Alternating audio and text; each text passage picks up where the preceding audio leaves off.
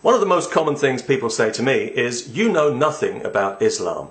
And it's true that I don't know very much about Islam, but it's also true that I know a lot more than I want to know ever since Islam has been allowed to elbow its way into Western society and thrust itself into everybody's face. I know, for example, that Islam allows a man to beat his wife, and all over the internet I can find videos of Islamic scholars explaining exactly how to do this.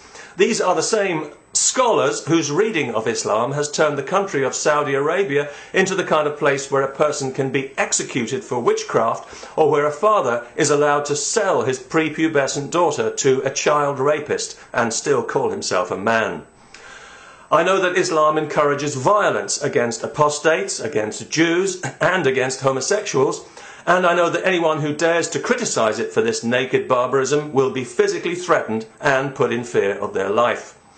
I know that in the Western world, rape is a crime against women by men, whereas in the Islamic world, rape is a crime by women punishable by, guess who, men.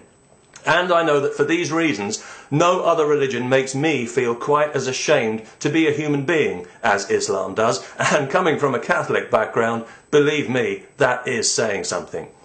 I also know that the oil that generates the wealth to pay for the ongoing Islamization of the West would still be in the ground if the wife-beating, child-raping scholars of Islam had their way, because the internal combustion engine would never have been invented.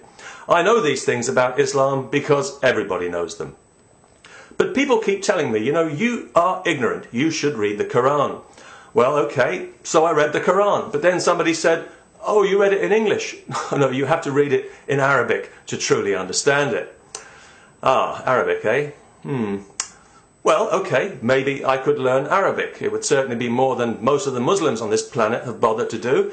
Let's see now, what else would Arabic be really useful for, apart from reading the Quran?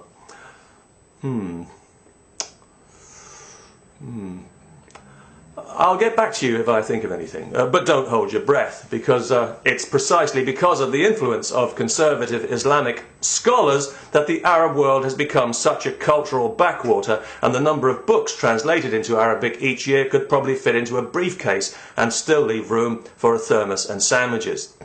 So anyway, I was reading the Quran in English, like an ignoramus, clumping through it in metaphorical hobnail boots, so to speak, but one passage did catch my eye, and that was Surah 109, Al-Kafirun it's called, or the non-believers.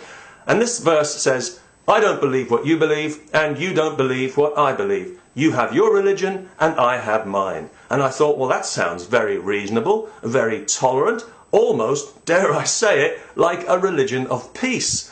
And then I got to thinking that if every person on the planet were to become a Muslim, the way the scholars and the professional whiners of Islam are always insisting, there would no longer be any need for that verse in the Quran. It would be effectively redundant, rendering the book imperfect, which is, of course, impossible because it's the pure word of God.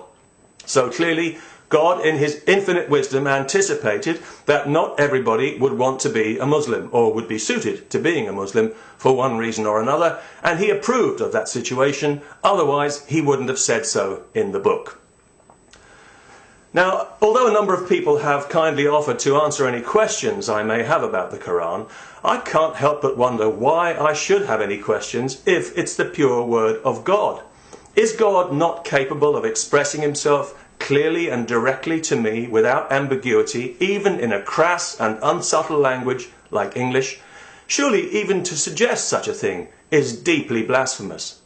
To explain or to interpret the Quran is surely an attempt to undermine the pure word of God, to adulterate it with a human perspective, and in the case of the scholars who depend for their very existence on such adulteration, with their own personal neuroses.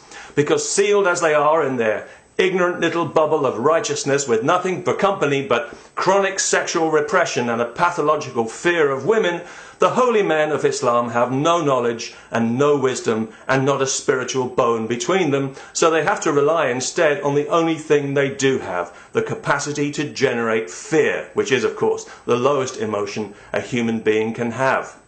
Is that really the purpose of Islam? Crude violence, the threat of crude violence is always the first option with these sad little men, because it's literally all they've got at their disposal. How empty is that?